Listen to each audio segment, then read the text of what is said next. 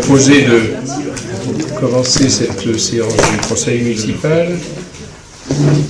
Comme vous y attendez certainement toutes et tous, je veux d'abord évoquer le décès de notre collègue Philippe Levallet. Vous savez toutes et tous, ici présents, je suppose, y compris dans le public, qu'il est décédé au cœur du combat qu'il menait contre une maladie qui était arrivée un peu furtivement, je veux dire par là, n'était pas vraiment détectée il y a un an à peu près, au printemps dernier, et qui s'est vraiment déclarée durant l'été, et surtout à la fin de l'été dernier. Il est décédé, vous savez, malgré son engagement, malgré sa détermination à vaincre cette maladie. On était très nombreux à ses obsèques qui ont eu le 10 mai.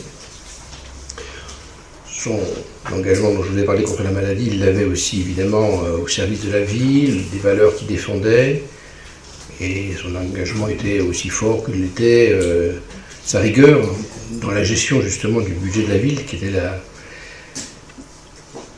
délégation que je lui avais confiée. Voilà, donc je vais vous demander dans quelques instants de respecter une minute de silence, mais auparavant, justement, j'ai reçu une lettre de la préfète de Réloir à son sujet. Je vous la lis. J'ai appris le décès de M. Philippe Levallet, adjoint de Mavilliers, en ces douloureuses circonstances.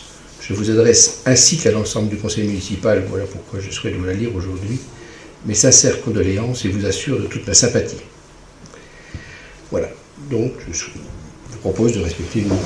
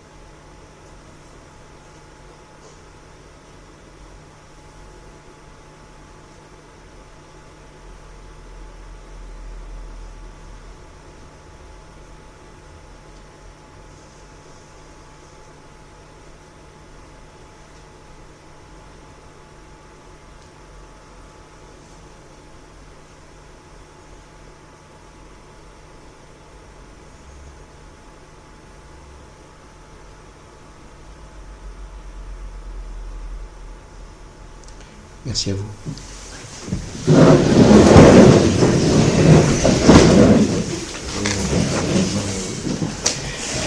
Mais voilà, comme on le dit, la vie continue et nous sommes bien obligés de tenir ce conseil. Alors, pour les excuses, j'ai les excuses de Jean-Yves Tabourin. Ah, ça a changé, c'est ça? Les excuses de Jean-Yves Tabourin, celle de Bernard Toté qui a donné pouvoir à Aziz Bouslimani, celle de Guylaine Raffin qui a donné pouvoir à Michel Bontou.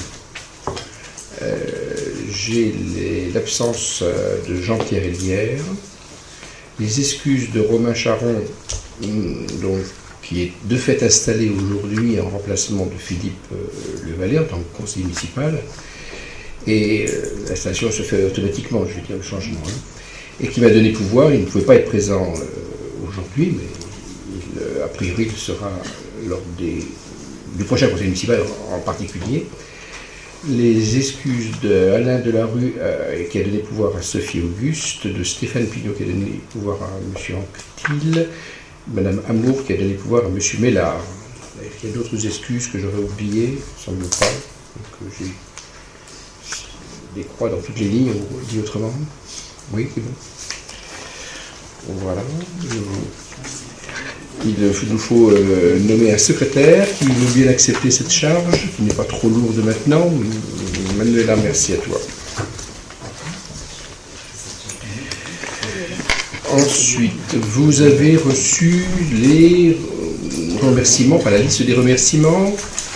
Je veux simplement signaler que 2 des remerciements concernent le parcours du cœur famille d'un côté, parcours du cœur scolaire de l'autre, une manifestation qui est visiblement organisée pour la première fois au Vaurou et à Mainvilliers, mais qui a beaucoup plu aux organisateurs et aux personnes qui ont participé.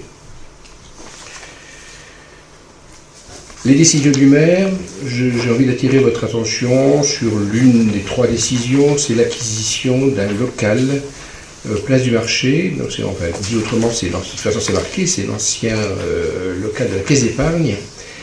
Nous avons comme projet à la fois d'y installer une laverie automatique, qui est un projet que Jacques Guillemet avait dans ses cartons depuis plusieurs mois, sinon éventuellement plus d'une année.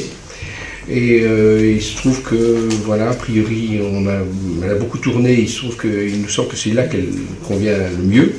Mais on a aussi, le local étant grand, projet éventuellement utilisé comme salle d'exposition, salle de formation, formation pour les personnels de la ville en particulier, dans le cadre du projet en rue, et pour avoir aussi tout son intérêt, plus d'autres utilisations auxquelles, à mon avis, on n'a pas encore pensé. Oui, Jacques, tu veux dire un mot?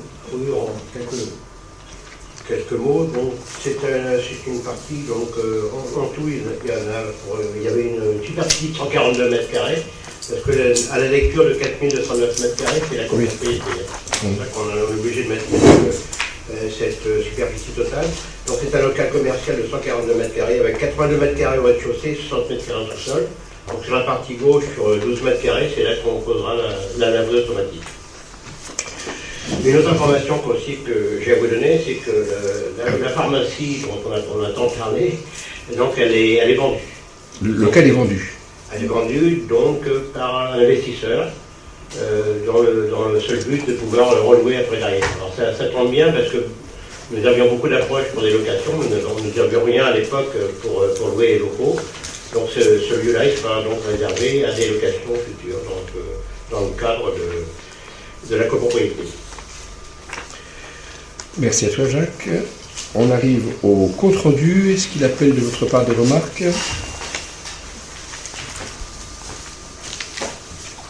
Oui, pardon. Madame Sophie d'Auguste. Juste une petite remarque. Il s'agit des emplois. J'ai éteint le mien. Ah, puis Jacques peut-être aussi. 3, ça fait beaucoup. Donc dans la délibération numéro 14, il me semble qu'on avait dit que du coup, ça modifiait le tableau des effectifs de la commune, portant à 9 le compte. Et du coup, c'est resté 10 dans le. Il semblerait bien. Oui, merci, confirme. Donc il faudra modifier. Merci à vous, Madame Auguste. On va certainement avoir ce problème-là dans la mesure où mon micro est en réparation et que voilà, si le mien accepte théoriquement de fonctionner avec un autre, les deux autres micros acceptent difficilement de fonctionner ensemble. Donc on va avoir certainement ce souci-là à gérer durant ce conseil. Merci à vous, Madame Auguste. Vous rectifierez, je suppose, Romain. Il y a un souci, non? Monsieur Mercier? Romain a une inquiétude, mais on va voir ça. Enfin, vous nous tiendrez au courant. C'était neuf. Ouais, c'est ce qui a été dit. Enfin, voilà, s'il y avait une contre-information, ce qui peut toujours arriver, il faudra la donner lors du prochain conseil, Romain. On compte sur vous. Est-ce qu'il y a d'autres remarques? Nous pouvons voter, évidemment, en tenant compte de la remarque qui a été faite. Est-ce qu'il y a des avis contraires? Est-ce qu'il y a des abstentions? Nous sommes unanimes, merci à vous. Délibération. La première concerne la commission départementale de la lutte contre la prostitution, le proxénétisme et la lutte contre la traite des êtres humains aux fins d'exploitation sexuelle. Il s'agit de désigner un représentant de la commune. Cette loi, donc, du 13 avril 2016, vise en particulier à renforcer la lutte donc, contre le système prostitutionnel et accompagner les personnes prostituées. Par application de cette loi, Madame la préfète a écrit à toutes les communes, dont la nôtre, enfin toutes les communes, à certaines communes du moins, le 18 avril 2017, Et elle nous demande, dans cette lettre, de désigner un représentant au sein de la commission départementale de la lutte contre la prostitution, le proxénétisme et la lutte contre la traite des êtres humains aux fins d'exploitation sexuelle pour y représenter la collectivité. Je vous propose la candidature de Michel Bontou qui d'une part est intéressé par ce sujet et d'autre part le traite déjà dans le cadre de sa délégation, puisque c'est quelque chose qui est évoqué en particulier avec le directeur départemental de la sécurité publique, plutôt dans les réunions mensuelles qu'il y a avec la police nationale. C'est bien ça, Michel? Oui, c'est tu ça. peux rajouter si tu le souhaites un mot. Est-ce qu'il y a un ou une autre candidat? Un autre candidat ou une autre candidate, ça sera mieux comme ça. Non? Nous pouvons voter a priori à main levée si...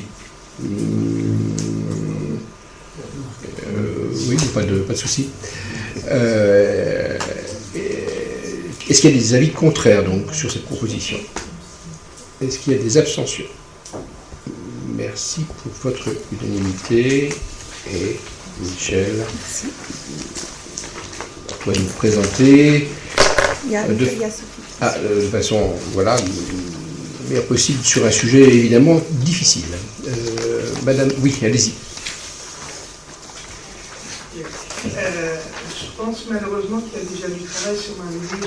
J'ai pris la rocade en fin de matinée ce matin. C'est vrai que c'est quand même une désolation de voir ces jeunes filles. Non, d'accord.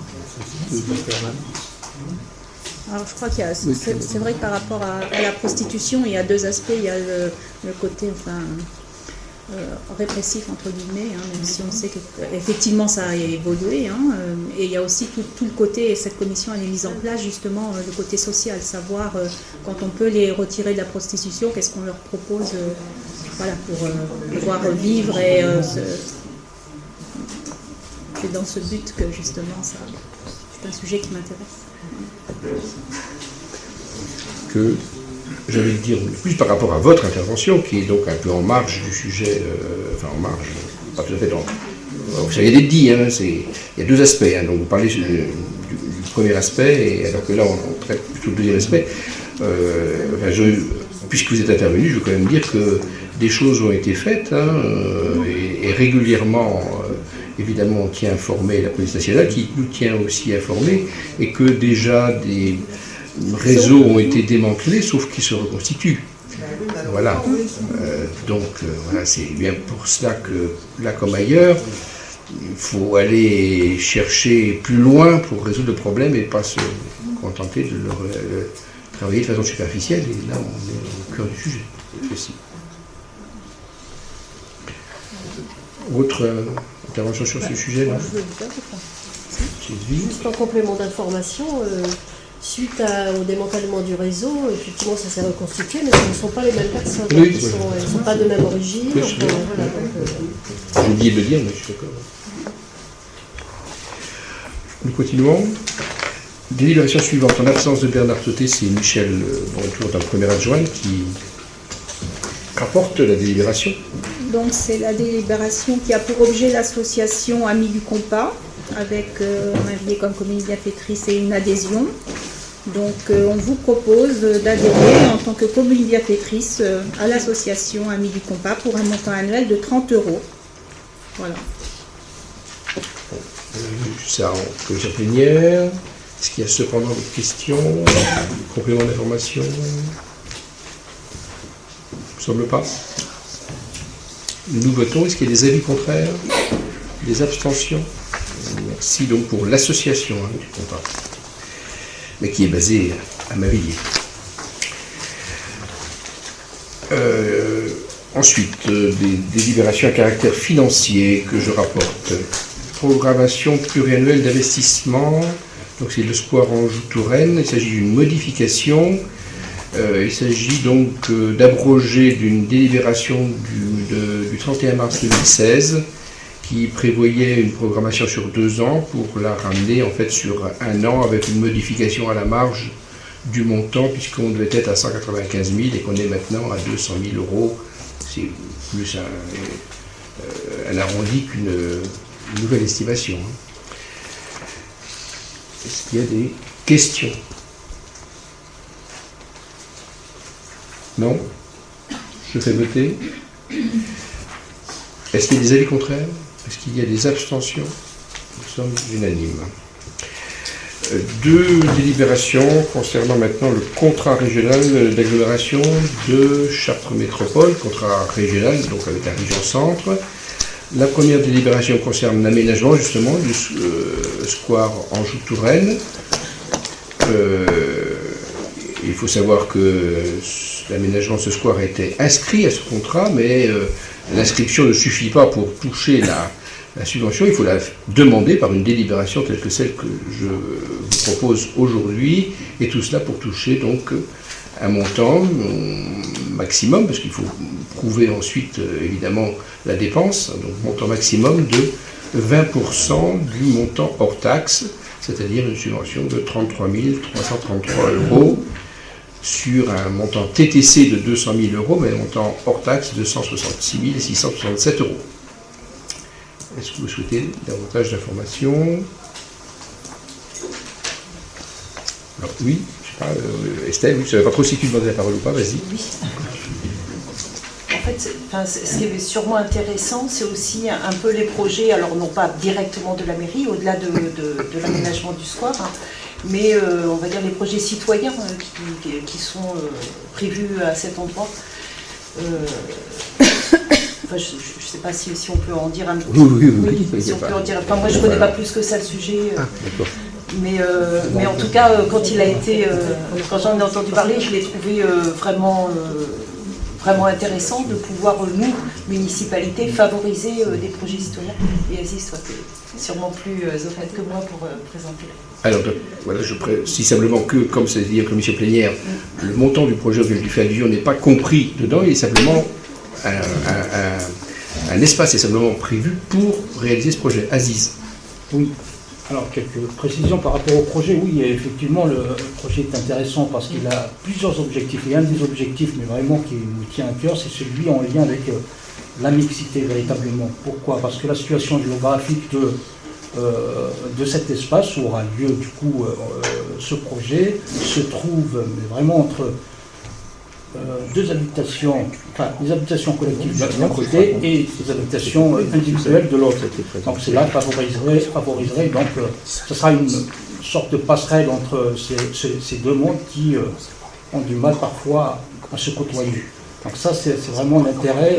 Puis second intérêt aussi, c'est le fait d'avoir vraiment jardiné collectivement et le laisser ouvert. Donc on verra par la suite si il sera nécessaire de le fermer ou pas. Mais d'emblée, la volonté serait de le laisser ouvert.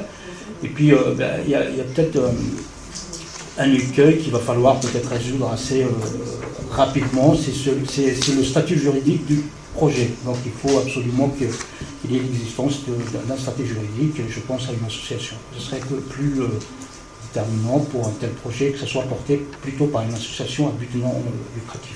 Voilà. Alors, donc, vous l'avez compris, le projet, consiste d'abord à aménager ce square d'Anjou, qui était prévu lorsque c'est en fait la fin, quelque part, de la démolition-reconstruction de Mandela, puisque lorsqu'on a démoli les immeubles de Mandela, il y a une partie qui a été reconstruite sur une partie du square d'Anjou. Et à ce moment-là, on avait décidé que l'autre partie, le square d'Anjou, ne serait jamais construite et qu'elle resterait effectivement en square. Alors au passage, cet espace-là il était prévu pour construire une école, tout à fait au début. Voilà. L'espace était prévu pour construire une école. En fait, ça, je vous parle de ça des années 80-90 certainement. Hein. Bon, on a vu que c'est aussi pour un petit clin d'œil en disant que de temps en temps on prévoit dans un sens et que ça ne peut pas se réaliser parce que voilà, il y a des évolutions qui font que ce qu'on pensait nécessaire ne devient pas au bout de 10, 20, 30 ans. Donc voilà pourquoi ensuite on a donc décidé de reconstruire une partie des logements détruits à Mandela sur cet espace-là. À un moment, si vous vous rappelez bien, c'est pareil, ça, normalement on voulait les construire dans l'extension des grandes ruelles, mais le SCOT nous empêchait de le faire. Donc on avait été obligé de se rabattre sur le terrain d'Anjou. Et je termine en disant qu'à ce moment-là, on avait décidé qu'une partie resterait en square. Et donc c'est cet aménagement de square qui est ici en question, avec quelques jeux, des massifs, des allées, etc. Vu en commission, m'a précisé Michel Thomas tout à l'heure, donc normalement vous devez connaître le projet. Mais si certains d'entre vous veulent poser des questions, ou si Michel veut en dire un mot, bien sûr que c'est possible. Non, la question est très simple, parce que quand le projet nous a été présenté, on a trouvé que c'était intéressant. Dans le projet, on a donc fait une réservation pour faire ce jardin pied d'immeuble. Évidemment, c'est lié au fait qu'il y ait formation, création d'une association. La ville n'interviendra pas, ou simplement pour peut-être soutenir quelques aménagements, mais s'il n'y a pas d'association, il n'y aura pas de jardin pied d'immeuble. Voilà. C'est pas nous qui allons gérer, les choses sont très très claires. Très bien, merci. Des questions?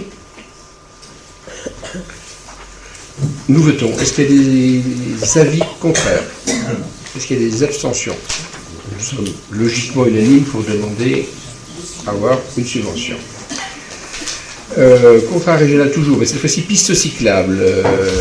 Là aussi, donc nous avions demandé en son temps l'inscription de subventions pour des pistes cyclables.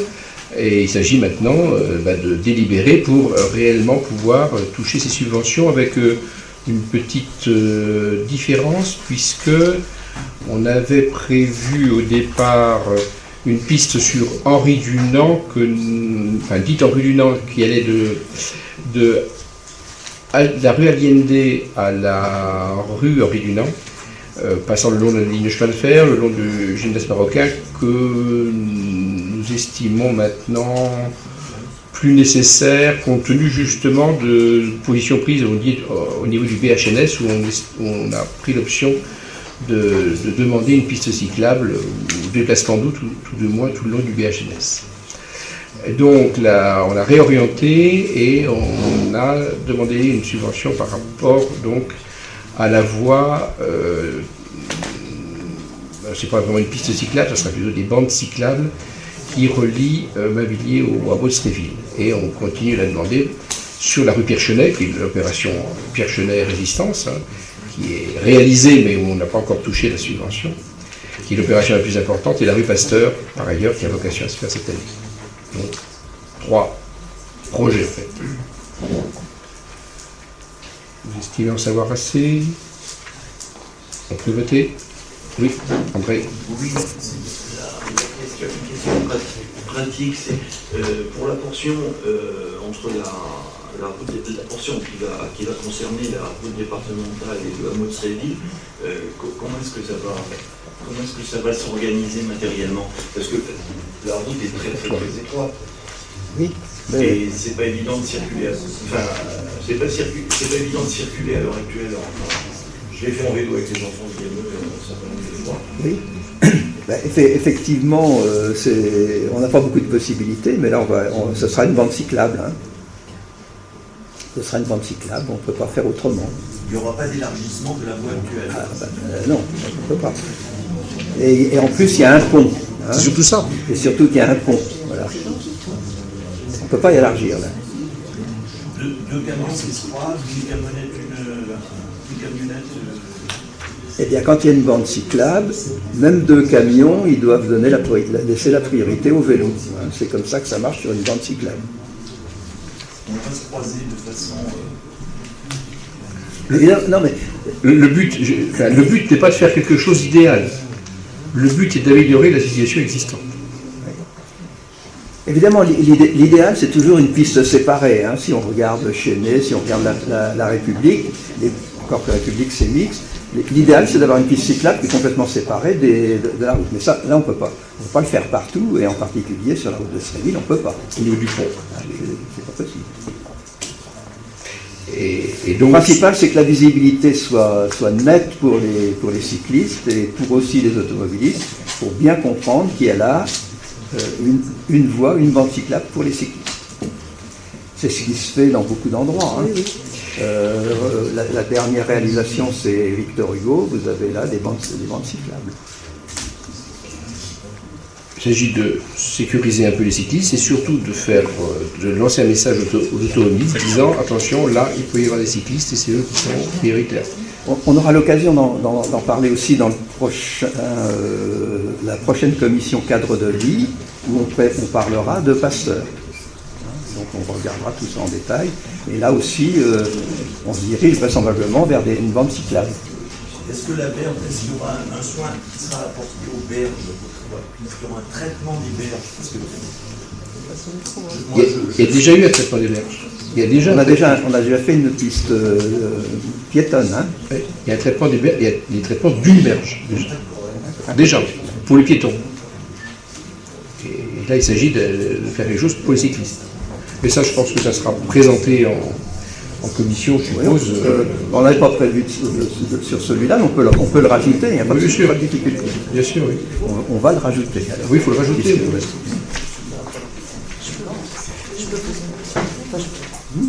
Jean-Jean ? Oui. Estelle ? Juste pour dire que là, avec ce qui est prévu et ce qui était prévu et ce qui va se faire, je trouve qu'on va vraiment nous dans le bon sens,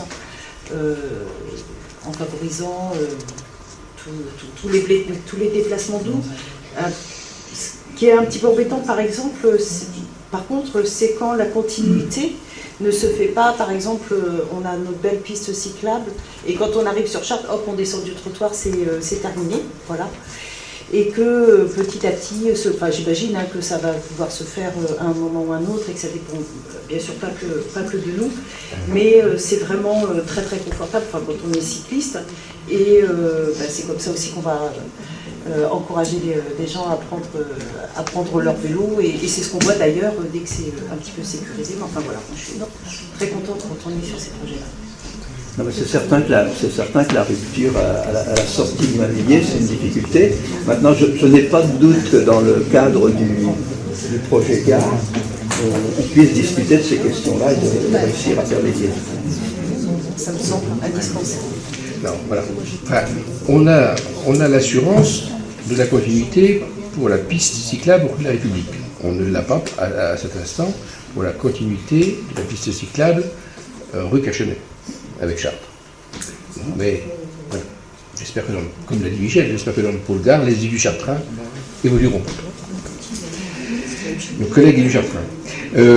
Par rapport à Sréville, enfin à titre personnel, puisque je lance l'idée, je ne serai pas forcément à la commission, je pense que sur Sréville, ça pourrait aussi s'accompagner d'une limitation de la vitesse, puisque le but, de toute façon, c'est de sécuriser les déplacements en vélo. C'était le sens de ton intervention, quand tu disais que tu avais emmené des élèves de l'IME là-bas. Donc il y a moyen de sécuriser, c'est aussi de limiter éventuellement la vitesse en accompagnement de la pose de la création de ces bandes cyclables. Pardon ? Je disais, il y aura de la signalisation. Oui, la signalisation, oui. Mais ça, c'est l'objet de la commission, ça. Voilà. C'est l'objet de la commission. Autre... Là, on est sur l'aspect financier, quoi.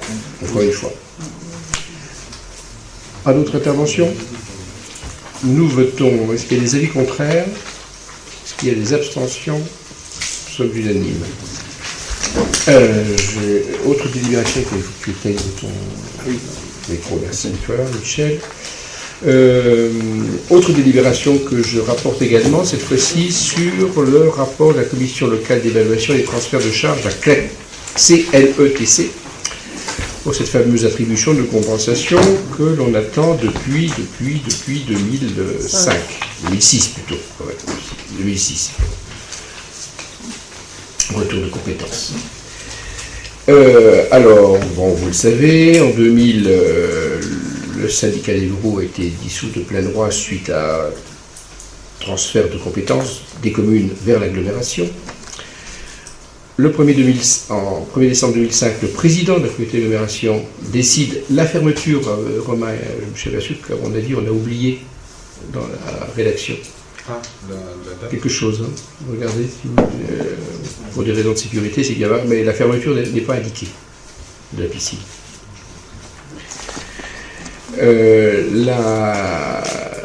Et c'est bien le président qui a décidé cette fermeture, contrairement à tout ce qui a pu être dit, j'insiste lourdement, parce que c'est pas encore marqué dans le rapport de la CLEC que l'on vous a donné. C'est pas indiqué. Que parallèlement, d'une part, la communauté supprime la compétence, aménagement, gestion et entretien. Donc on dit bien supprime, on ne dit pas transfert.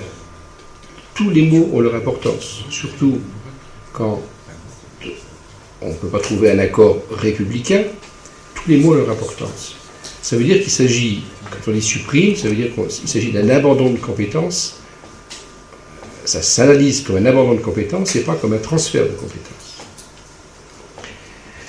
Ou un retour de compétences.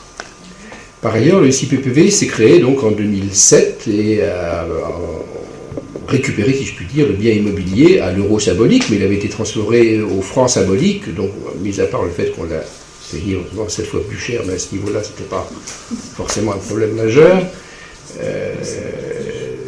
Les choses sont passées normalement, même si à un moment, on avait cru qu'on voulait nous le faire payer beaucoup plus cher, à l'estimation des domaines. Le 25 juin 2015, donc ça fait 10 ans après, vous voyez, pratiquement 10 ans après, a été évalué, donc approuvé par le conseil communautaire, un retour financier, mais qui était d'une part faible, et de l'autre côté, établi à partir de mauvais documents, administrativement, je veux dire. Ce que l'on avait dit, puisque les attributions avaient été faites à partir des comptes administratifs du SIPPV, que l'agglomération nous a demandé. On leur a dit mais non, c'est pas les bons, ils ont dit ça fait rien, donnez-les-nous, sinon on fait rien. Et comme voilà, on n'a pas voulu, au bout de 10 ans, être accusé de retarder encore d'1 ou 2 années, on a donné les documents tout en sachant que ce n'étaient pas les bons.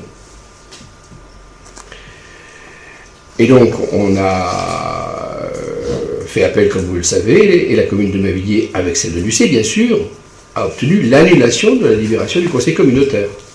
Et on a obtenu l'annulation sur ce que je viens de vous dire, sur le fait que l'agglomération avait estimé le retour sur la base des comptes administratifs du SIPPV, alors que c'était les comptes administratifs de l'agglomération qu'il fallait prendre.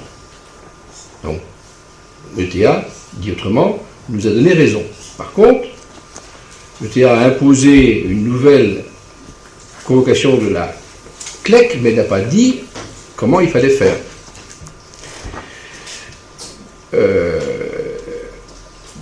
Et donc, le 8 septembre, il y a eu une première réunion de la CLEC. Donc, c'était donc Michel Thomas et Philippe Levalet qui étaient présents. C'est bien ça, je crois. Non, Philippe n'était déjà plus là. Philippe était déjà là, donc il était seul. Michel, seulement. Et les gens de Lucé. Et les gens de Lucé, bien sûr. Et où, là, de nouveau, l'agglomération ne voulant pas entendre parler d'un retour financier concernant le personnel, eh bien, on a constaté qu'il y avait divergence. Ont été acceptés le principe de réunion de travail, auquel j'ai participé avec M. Mercier, mais Michel Thomas était avec nous. Nous étions 3 pour représenter Mavilliers. Durant ces réunions de travail avec l'UC, nous avons élaboré une contre-proposition que nous avons remis au président de la CLEC, qui est M. Maslu, pour ceux et ceux d'entre vous qui l'auraient oublié, le 25 novembre 2016. Bon, sur les points, on va dire, mineurs, un accord a été trouvé, mais sur le point majeur, celui du retour financier correspondant aux frais de personnel, l'accord n'a pas été trouvé. Donc M. Maslu a proposé à la commission le 7 mars dernier sa proposition, et pas la nôtre. La nôtre, elle a été présentée par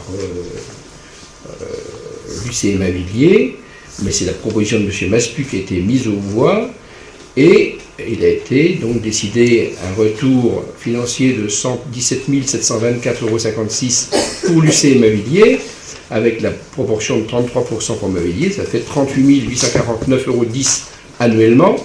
38 849,10 €, c'est-à-dire moins de 40 000 €, alors que l'agglomération ponctionne chaque année sur notre attribution de compensation depuis 2001 l'équivalent en gros de 280 000 €. Donc vous voyez, l'agglomération accepte de nous redonner moins de 40 000 € sur 280 000 € que nous avons donné, de fait, enfin c'est l'agglo qui nous ponctionne dessus, de fait, annuellement tout ça. En 2001, suite au transfert de 2000. C'est ce qui me fait dire que le compte n'y est pas, ce qui nous fait dire, du moins aux élus majoritaires de cette Assemblée. Et il s'agit aujourd'hui de voter sur ce rapport de la commission locale qui propose de nous donner que 38 849,10 € annuellement. Je précise que lors de la réunion de la CLEC, il y a eu 7 voix contre et 4 abstentions, ça me vient. Voilà, et peut-être,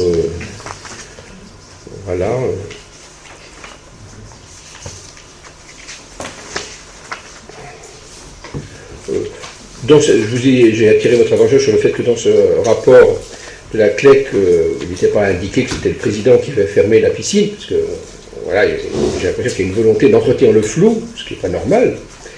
Et il est aussi indiqué que le calcul des charges transférées était subordonné à l'examen des comptes administratifs du syndicat pour les exercices 2008 à 2011, document communiqué en 2013. Là aussi, vous voyez, alors que l'agglomération est condamnée, et le président de la CLEC, M. Vinci, le sait, il continue à dire que le calcul des charges était subordonné au fait de donner les comptes du SIPPV, alors que ce n'est pas vrai, et qu'il a perdu devant le TA sur cet argument-là.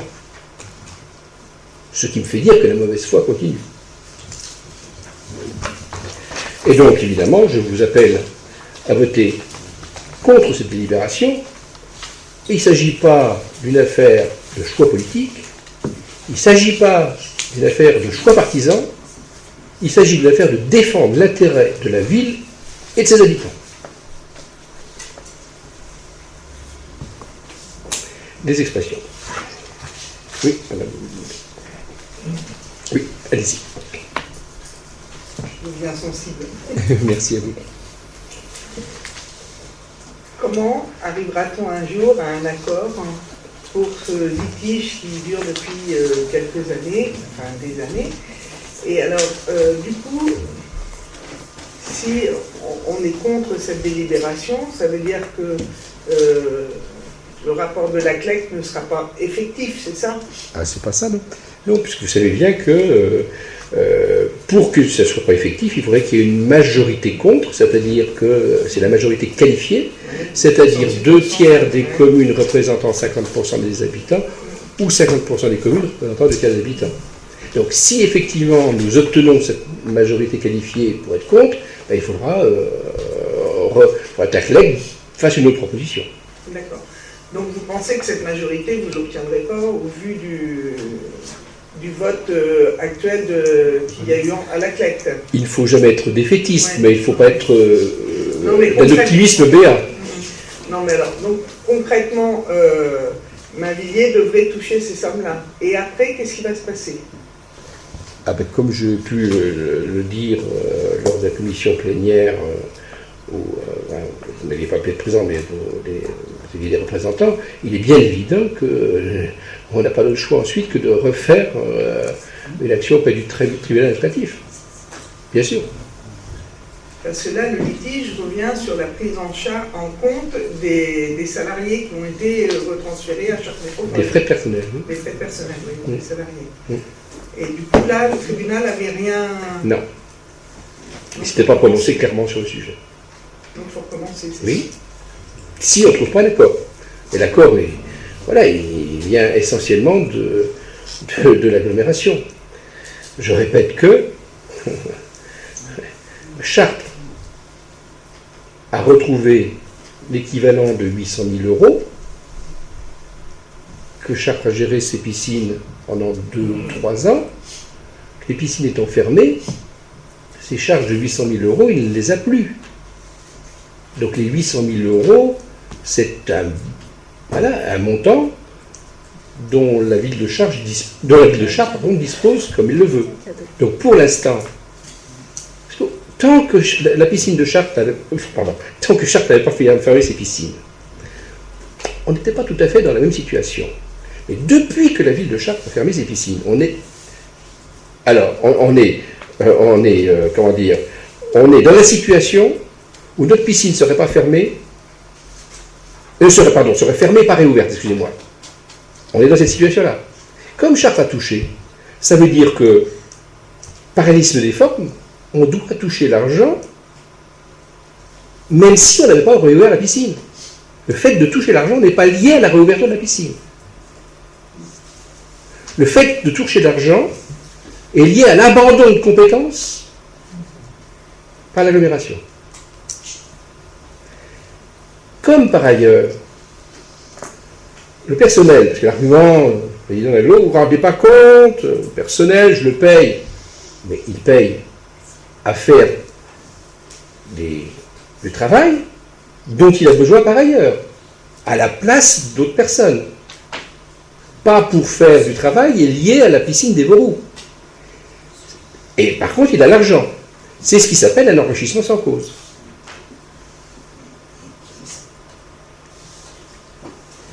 En tout cas, c'est ce que l'on pense, c'est ce que pense notre avocat. Et encore une fois, quand vous parlez qu'il n'y a pas d'accord, moi j'ai dit, j'ai souvent parlé d'ailleurs de compromis, d'accord de compromis. Et je me rappelle que le président de l'agglomération disait à M. Châtel, ne pensez pas à un compromis, voyons, sur ce sujet.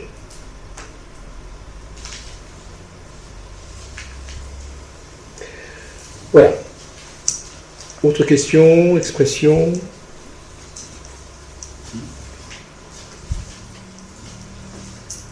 Nous pouvons voter? Nous y allons? Alors, est-ce qu'il y a donc des avis favorables à cette délibération? Est-ce qu'il y a des abstentions? 1, 2, 3, 4, 5, 6, 7, c'est bien ça? J'en déduis que les autres sont contre la délibération. C'est bien ça? Je ne vérifie pas, c'est pas nécessaire. Certains qui ne refusent de voter, ne participent pas au vote, ou je ne sais quoi, non? Mais bien, les autres sont bien contre, hein. Nous sommes d'accord? J'estime que ce sont ceux qui défendent les intérêts des Mavillois. Je le dis fortement. Ceux qui votent contre aujourd'hui. Merci à ceux donc qui ont voté contre cette délibération. On continue avec le recrutement pour des accroissements temporaires d'activité en l'absence de Jean-Yves Tabourin qui est en congé, assez loin de la France. Michel, bon tour, en tant que premier rapport. Oui, alors il y a 2 points à voir. Alors d'une part, pour effectuer le bilan de l'agenda 21, il est nécessaire de créer un emploi à temps plein pour une période de 6 mois allant du 1er juin 2017 au 30 novembre. L'agent devra justifier d'un niveau d'études au minimum d'un bac plus 5. Il vous est donc proposé de créer un poste non permanent qui est lié à un accroissement temporaire d'activité sur le grade d'attaché à temps plein, de fixer la rémunération de cet agent recruté sur la base de l'indice qui correspond au premier échelon du grade d'attaché territorial, assorti du régime indemnitaire en vigueur dans la collectivité, d'autoriser Monsieur le maire à recruter cet agent contractuel pour pourvoir à cet emploi et à signer le contrat de recrutement. Le deuxième point, il s'agit de temps partiel de 2 agents du service des ressources humaines. Ces dossiers complexes à gérer dans les mois à venir et les différents objectifs qui sont fixés au service rendent nécessaire donc la création d'un emploi à mi-temps pour faire face à un accroissement temporaire d'activité sur le grade de rédacteur territorial. La rémunération de l'agent recruté sera fixée sur la base de l'indice correspondant au premier échelon du grade de rédacteur, assorti du régime indemnitaire en vigueur. Ce poste sera créé sur une durée maximale de 12 mois à compter du 22 mai 2017 et au plus sur la période où les 2 temps partiels sont en vigueur. Il est proposé donc au conseil municipal de créer un poste non permanent pour faire face à un besoin lié à un accroissement temporaire d'activité sur le grade de rédacteur premier échelon à mi-temps et de fixer la rémunération de l'agent recruté sur la base de l'indice correspondant au premier échelon du grade de rédacteur territorial assorti du régime indemnitaire en vigueur et d'autoriser monsieur le maire à recruter un agent contractuel pour pouvoir à cet emploi et signer le contrat de recrutement. Merci à toi. Bon, nous avons évoqué cela assez longuement en commission plénière. Est-ce qu'il y a cependant des demandes d'information? Non? Tout le monde s'estime informé pour pouvoir voter? Oui, pardon? Non? Vas-y. Je sais pas. Non, je faisais une remarque. On était dans un conseil très calme. Dans un lieu de débat, je suis un petit peu étonnée, mais bon, voilà.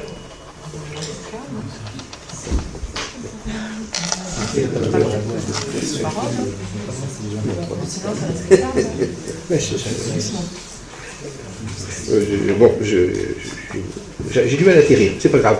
On continue.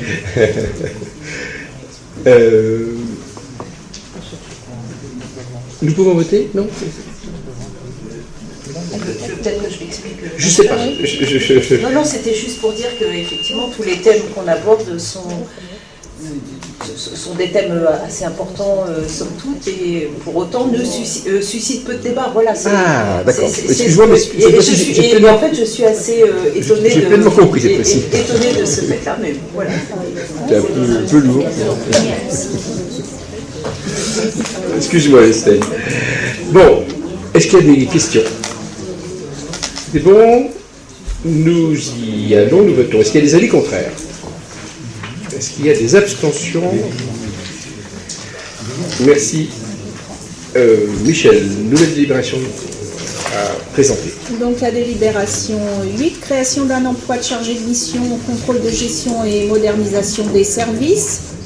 Donc en 2016, l'équipe de direction s'était réorganisée à effectif constant et avait créé le poste de directeur de la modernisation des services. On vous met c'est ce qu'il avait en charge. En novembre 2016, le conseil municipal a validé la création d'un poste de catégorie B pour renforcer le service public.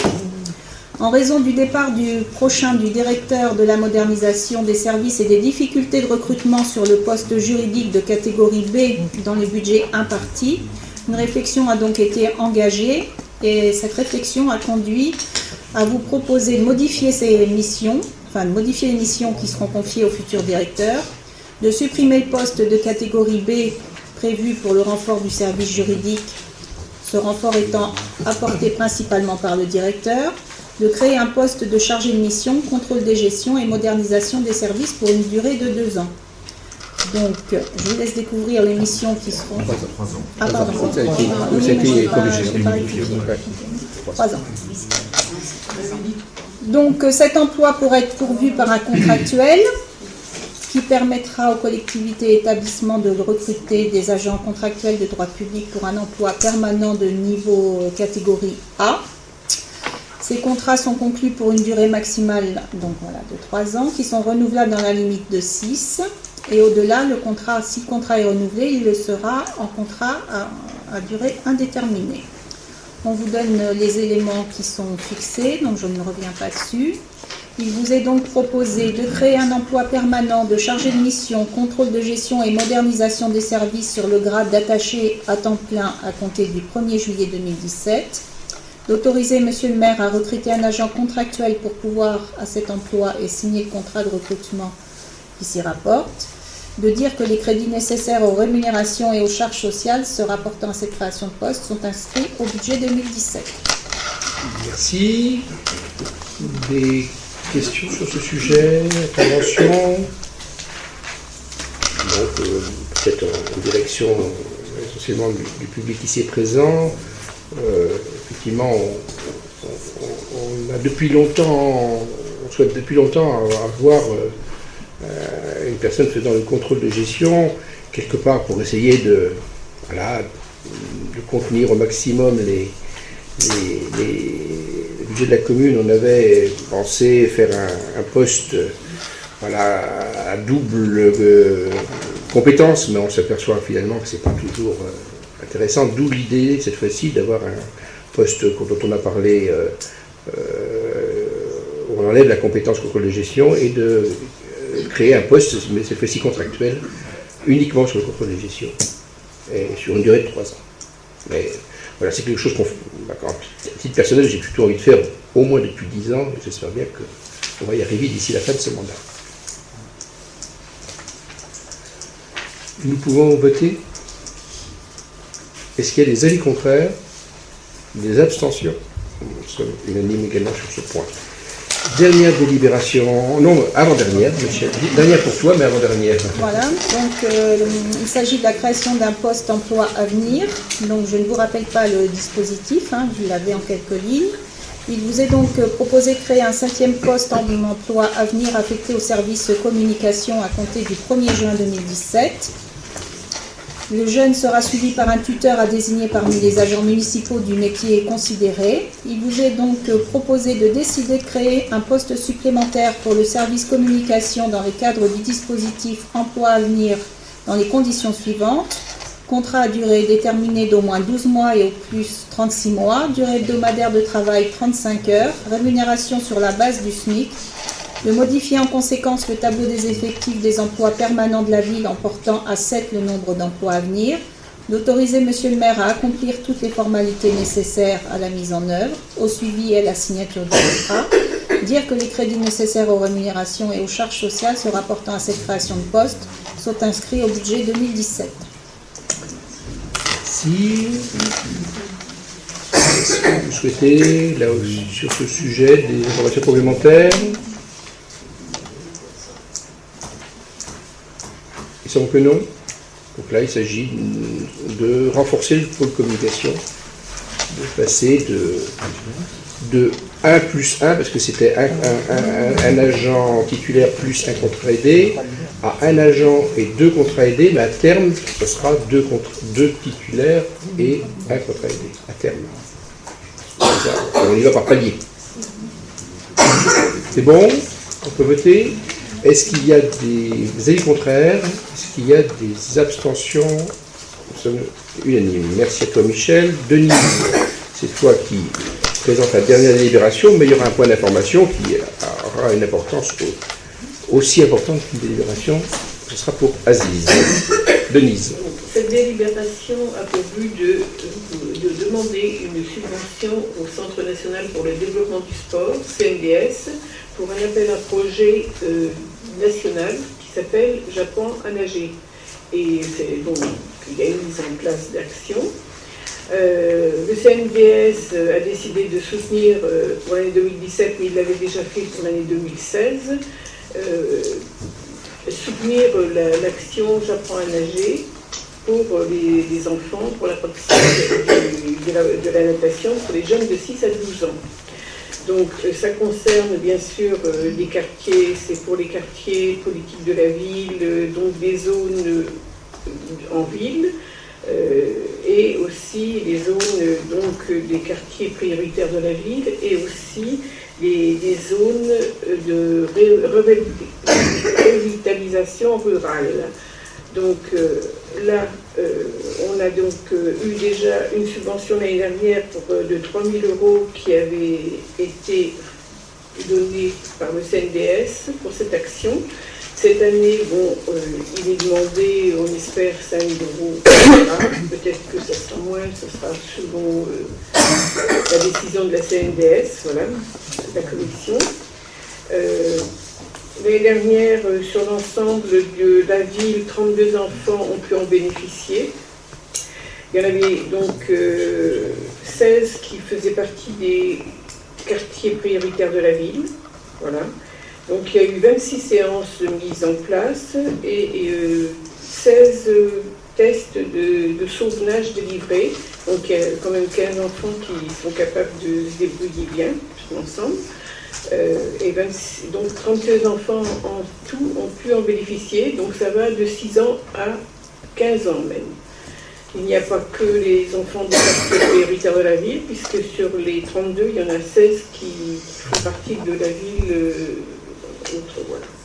Donc c'est une action qui est donc nécessaire, car les enfants, on le sait, ont besoin d'apprendre à nager et ont été privés de ces cours pendant quelques années, la piscine étant fermée. On avait eu toute une génération qui ne savait plus nager, donc ça c'est une action qui est bienvenue et qui est aussi une action qui est faite avec la collaboration de notre gestionnaire délégataire de services, Récréa. Donc ce soir, je vous demande d'accepter qu'on dépose un dossier de demande de subvention auprès du CNDS dans ce cadre d'appel à projet 2017 de l'opération Japon à nager. Voilà. Si vous voulez des explications plus, on vous en donne, mais je pense que c'est assez clair. Oui, mais j'ai l'impression que tu as été... Non, j'ai une question. J'ai l'impression que tu as été assez complète, mais il y a toujours, madame ou monsieur, toujours que j'ai partagé avec ma voisine qui est comme moi, donc... Vas-y, Sylvie. J'ai pas bien compris, du coup, tu dis qu'effectivement, il y a eu 32 enfants, 32 Mavillois qui en ont profité. Alors, de 2016. Je peux finir ma question? Oui, excuse-moi. Alors que c'est un budget politique de la ville, donc normalement c'est réservé au quartier politique de la ville, où j'ai pas bien compris, hein, je mets pas ça en cause. Mais... C'est une stat qui a été... c'est la stat que j'ai, c'est le résultat de l'opération. On a un bilan d'action qui est donné après au CNDS et le bilan fait apparaître ça. 32 bénéficiaires, dont 16 des quartiers prioritaires. Comment on a pu les inscrire quoi? C'est tout Non, c'est un travail avec l'éducation nationale et les éducateurs de voilà, c'est ça. Mon mari pourra peut-être...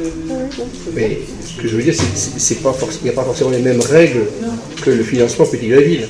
Hein, c'est CNDS ici. Mais Denis a parlé des quartiers politiques de la ville, c'est pour ça que... Oui, je suis d'accord. Mais c'est du financement CNDS, et ce financement-là n'obéit pas aux mêmes règles que... D'accord. Hein, mais Marie voulait dire quelque chose. Je voulais aussi surtout dire que pour les actions, fonctionnent, il y a un nombre minimum d'inscriptions, et que quand il n'y a pas suffisamment d'enfants inscrits d'un quartier prioritaire, certaines actions sont complétées. Voilà, aussi, hein, ça existe aussi, ça. Normalement c'est à la marge, ça peut arriver. Y compris en politique de la ville, c'est ça que tu veux dire? Y compris en si je prends l'exemple de l'action qui a eu lieu l'année dernière, son nom va m'échapper, mais qui était commune aux 3 communes et qui était sur la découverte de l'audiovisuel, enfin, d'un film, etc. Et sur cette action politique ville, un certain nombre de jeunes n'étaient pas des secteurs prioritaires, faute de relais quoi. Oui. Denise, rien de plus à ajouter? Non, je viens de plus à ajouter. Bon, ça ne concerne pas spécialement les quartiers prioritaires, puisque ça concerne aussi les zones de revitalisation rurale, je l'ai dit tout à l'heure. Donc, il n'y en a pas à Mavilliers, mais ailleurs, ça peut exister. Donc, il n'y a pas que les zones de quartiers prioritaires. Voilà, c'est tout. Vas-y, sur le pli. Je voulais juste dire que la DILIB est claire. C'est un dispositif d'État. Donc, permettre d'enrichir l'offre d'animation sportive en direction de notre territoire, et plus particulièrement en direction des quartiers politiques de la ville. Il n'y a pas marqué exclusivement. Non, plus particulièrement. Donc, ça concerne l'ensemble du territoire. Et plus particulièrement sur les périodes de vacances scolaires. Merci Aziz de nous aider à relire la délibération. Madame. Oui, concernant la demande de subvention, je suis un peu surprise, à moins que la date de dépôt des dossiers soit différente des associations, mais je pense savoir, enfin, j'en suis sûre, au niveau des associations, les dossiers CNDS devaient être déposés et déjà depuis un mois. Donc, est-ce qu'il y a une date de dépôt différente pour les collectivités, ou est-ce que c'est délibération? Peut-être que c'est Marie qui a géré le dossier au début, avant que ce soit Denise, peut-être. J'ai pas. Le début du dossier, c'est effectivement un dossier politique ville qui a été présenté à Mainvilliers dans le cadre des actions qu'on mène dans le cadre du contrat ville. Donc on l'a présenté en janvier. Ce dossier a donc été examiné, validé par les différentes instances. L'instance finale, en présence de l'État, le comité technique a eu lieu en mars de mémoire, en mars 2017. Et ensuite, comme d'autres actions peuvent l'être, certaines actions au niveau du financement sont redirigées vers ce qu'on appelle le droit commun. Entre autres, ça, c'est un dispositif droit commun. Donc ensuite, il n'y a pas les mêmes règles de délai, puisqu'en fait, c'est l'État lui-même qui dit on ne va pas prendre ça dans des crédits spécifiques politiques ville, mais on va aller chercher du droit commun. Voilà. Et donc tout ceci, d'ailleurs, ça méritait d'être dit parce que ça permet de répondre en même temps à la question de Sylvie, tout ce qu'il y a d'être dit. C'est-à-dire qu'au début, j'ai parti d'une opération politique de la ville et ça, parce que, sans aucun doute, hein, comme ça vient d'être dit, les responsables représentants l'État dans le département d'Eure-et-Loir ont estimé que c'était une action qui méritait d'être conduite. Bon, souvent, l'enveloppe n'est pas suffisante au niveau de la ville, donc ils cherchent à utiliser d'autres moyens de financement. C'est ce qui s'est passé ici. Oui, voilà. Bon, la demande avait été faite dans les temps, Oui. c'est l'État qui change d'optique. C'est ça, voilà, de moyens de financement. Ça va? Tout le monde s'estime suffisamment informé? Nous pouvons voter. Est-ce qu'il y a des avis contraires? Est-ce qu'il y a des abstentions? Nous sommes unanimes. Avant de se quitter, comme c'est indiqué à l'ordre du jour de ce conseil, un point d'information important, le label Terre Saine. Aziz, c'est à toi.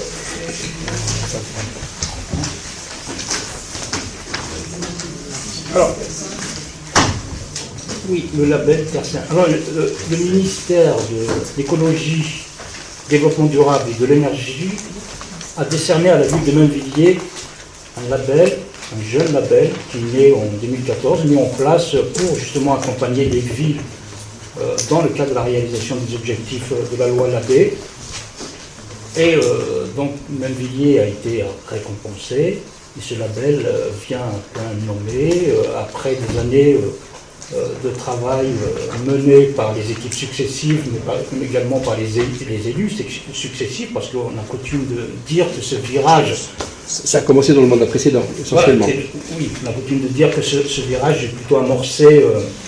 l'acte fondateur de ce virage développement durable, c'est la réalisation d'un IBC, d'un inventaire de biodiversité communale, mais je pense qu'il y a eu quand même un travail bien en amont. D'ailleurs, il faut en profiter pour remercier ceux qui ont guidé vers cette orientation ô combien importante. Comme tu l'as dit, élus et techniciens, parce qu'il y avait aussi des techniciens qui étaient à l'origine. C'est ça. Donc voilà, j'en profite pour remercier évidemment les techniciens, mais tous les services en général, mais plus particulièrement les services espace vert et propreté, qui font mais vraiment un travail remarquable et qui n'attendent pas souvent les orientations politiques, parfois ils les anticipent, mais ils ont en tout cas tout mon soutien, parce que je connais leur engagement.